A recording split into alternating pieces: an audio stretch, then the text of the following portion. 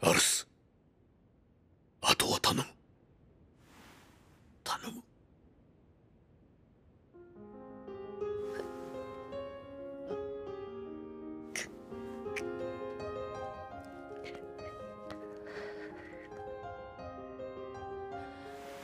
はい。Reincarnated Aristocrat, episode number 7, I believe this one was. This one was called Succession. And going into this episode, there was a couple of things I wanted to chat about.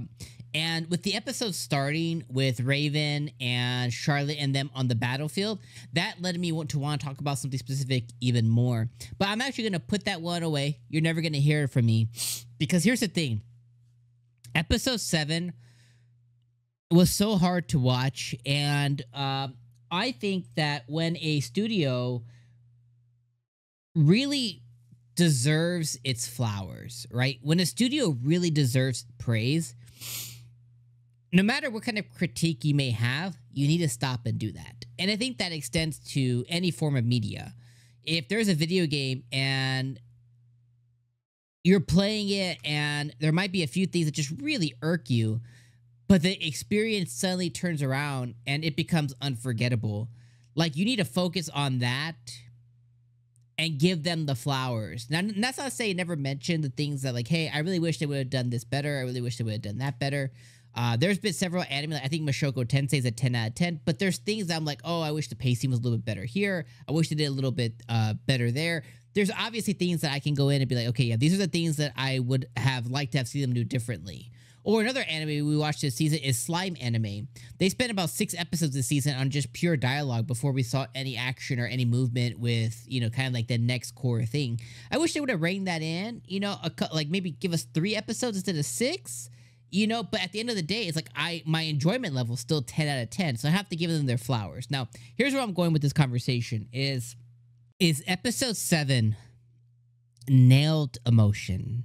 And I shed multiple tears this episode, and I think it's so powerful when a show can really convey emotion, and those emotions can capture you in them in that moment. And with Raven being on his deathbed and having the conversation, you know, with Charlotte and with Reitz, you know, and with our mate, with Ars's with Alicia, you know, his fiance.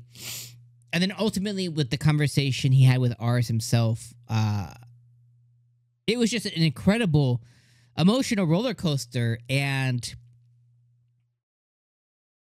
it really did capture, you know, the love that Raven had for, you know, his son and his people. And I hate to say, but mainly his son. And, you know, obviously he, you know, that love extended to, you know, the people like Charlotte and his confidants and his, you know, his peerage, and it extended to his wife and his other 2 children. But the abundance of love that he showed for Ars in his final moments is just, they captured it perfectly. And he not only spent time passing the mantle, you know, to Ars and asking him to serve his people, and he was able to kind of give him his last history lesson of who he is. And that's something that's just so vital. I'm getting choked up just talking about it. It's just so vitally important, you know, for closure and for Ars to be able to move forward.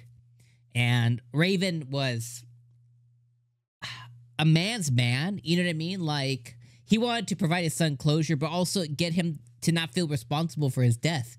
He made it very clear of, this is how I chose to live. You have nothing to do with this. And that's just so powerful because, you know, as a kid, as someone younger, as someone who isn't younger, right? If you feel like there was anything you could have done to not lose somebody, you immediately feel regret. And he made it very clear to Ars to not feel like that whatsoever. So I just thought it was just so powerful. And then the moments that Raven shared before Ars came in, the moments that he shared with Charlotte and Reitz and stuff to, you know, he kind of voiced his concerns of his regret, not taking Ars to the battlefield, not doing XYZ. It just captured all of those moments, and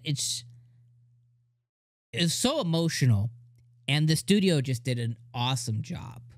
Like they just did an awesome job of just taking us there and taking us on that journey. And if it didn't hit you, hey, that's cool. I understand that not everything hits everybody, and some things hit people differently. Like my emotional bone and your emotional bone aren't hit the same way. You know what I mean? Like it's not the same. So it's okay if it didn't hit you. But on me, on a personal level, as just on a personal level, not to go into anything, but just on a personal level, I was like, wow, it got me, it choked me up, it teared me up, it got the tears welling. They just really did an awesome job, and I really look forward to what comes next. For ours, as he has to now move past this, but I want to just give this studio their flowers for this episode. I thought like it was just 10 out of 10. Like this was perfected episode. And it's sad that it has to be a sad episode to be that, but they nailed it. So that's all I want to say. I thought they did an awesome job. Reincarnated as Aristocrat episode 7. Awesome. Yeah, I just loved it. So let me know your guys' thoughts in the comments down below, but freaking sad ass episode, man. I'll see you, beautiful girls and boys, next week. All right. Peace out, my friends.